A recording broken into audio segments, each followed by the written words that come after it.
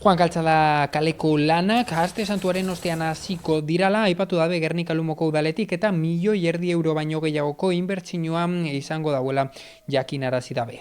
Erreforma integralak azpiegiturak barritu eta irisgarritasuna hobetuko dauela adierazi dabe Gernika Lumoko udaletik. Izan be, hiri ardatz nagusietako bat izatea dabe helburu gisa. Gernika Lumoko udalak aste santuaren ondoren zehazki jorreilaren 13ko astean hasiko dauz Juan Caltzada kaleko eraberritzeko lanak. Jarduerak 507.881,73 euroko aurrekontua izango dau eta gauzatzeko epea 3 hilabetekoa izango dela aipatu dabe Gernika Lumoko udaletik, gutxi gorabehera hori bai.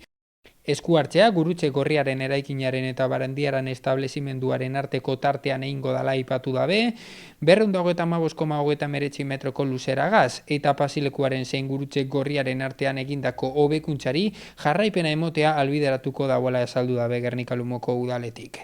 Proiektuak saneamendu eta hornidura sareak osorik barritza aurre ikusten dau, lurpeko azpiegiturak modernizatzeko eta epe luzera hobeto funtzionatzeko. Gainazalean, jarduketak oinezkoen irisgarritasunean eta segurtasunean jarriko dau harreta, eta guri espazioa birdefinitu egingo dau.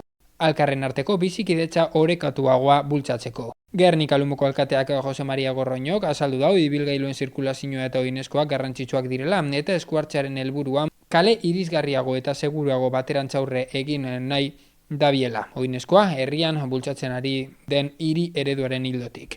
Jarduera hau espazio publikoa hobetzeko udal estrategiaren barruan sartzen dela azaldu dabe Gernika Lumoko udaletik, uri osoan oinezkoen mugikortasuna eta uri kalitatea indartzera bideratuta, bereziki gehien ibilitako ardatzetan azaldu dabe Gernika Lumoko udaletik.